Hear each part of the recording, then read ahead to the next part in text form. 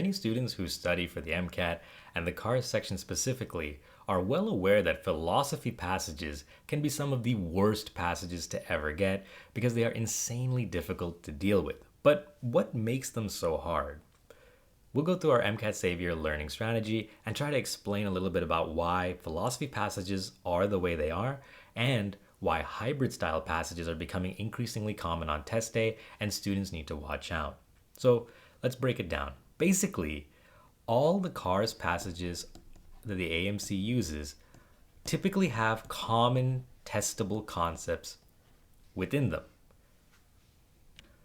These testable concepts are basically what helps standardize the passages so that AMC's test writers can actually write questions off of them.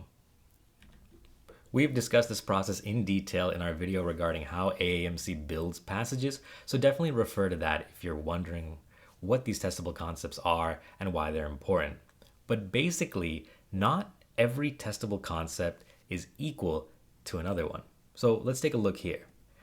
These are the testable concepts that we believe are most important and most prominent on test day, and we go through a lot of detail about these in our Module 1 of our CARS course, and you can find a lot of those sample lessons as part of our Module 0 strategy course for free.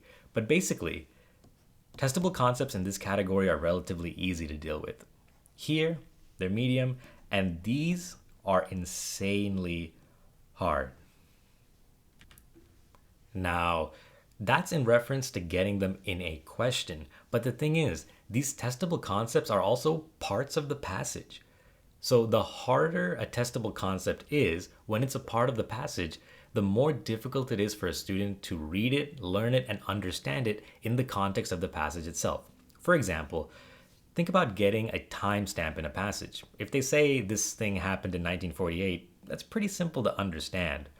But what if they started talking about an author's argument for or against something? Sometimes it's simple, sometimes it's not. Cause, effect, and results, these are complicated, and they can definitely take a lot of time to understand. So basically, testable concepts are not only a problem when they show up in questions, but because they are part of a passage, they can significantly affect your comprehension and reading of the passage. And the thing with philosophy passages in particular is that they tend to focus on this side of the spectrum with more difficult testable concepts. And not only do they have more difficult testable concepts, the number of testable concepts is higher. If you have more testable concepts to deal with, that means there's more ways that the AMC can create questions, which makes it a lot harder for you to do the questions when you get to them. And that's a big source of the frustration that students have with philosophy style passages, is because not only do they have more testable concepts that are more complicated, but there's many more ways that they can be used in the questions, which drastically increases the difficulty of both the passage just to read it, and the questions just to do them. And we know that when your passage reading lags, your question answering becomes a lot more difficult off the bat. So it's a 1-2 punch, and it's a really potent combination used by the AAMC. Now, one very interesting trend that's emerged probably within the past 5 years is that AAMC knows that students know that philosophy passages are hard. And a lot of times, they've seen that students tend to move these passages around, which is a great strategy, and we discuss it at length in our passage dancing video. But basically, they know students don't like doing philosophy. But students who are taking the exam in the current testing style are probably noticing that there's a lot of passages that are insanely hard, harder than philosophy even, but they're about random other topics. So how does this work? Well, basically, we know that passage and question difficulty is very closely related to the type of testable concepts that show up and the number. So if you had 30 nouns and lists, you really wouldn't worry too much because those are very simple. But if you had 30 manufactured figures of speech that showed up in a single passage, that would be very tough to deal with.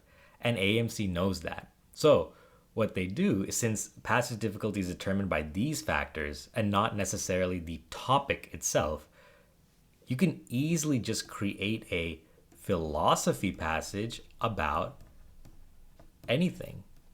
Let's say it's art, science, math, whatever it is, even dancing, they can create a passage based on whatever they want. And as long as they keep the testable concepts fairly challenging and in high number, they've basically created a pseudo philosophy passage. We like to call them hybrid style passages just because they combine the viciousness of a philosophy style passage with random concepts that you would never think are threatening. And students get really drawn into these on test day because AAMC in their practice material tends to only use philosophy style passages with philosophy as the main topic as their quote unquote hard passages in their full length practice examinations. They're basically laying a very careful trap because when you get to test day, you might see a philosophy passage and think it's super hard, but in reality, it doesn't have a lot of testable concepts and the ones that it uses are pretty easy. So it's an easy passage overall. And then you go to a passage, let's say on art history, which off the bat seems easy, but then you start getting into it and you start realizing that, wow, this is harder than most philosophy passages you've ever done.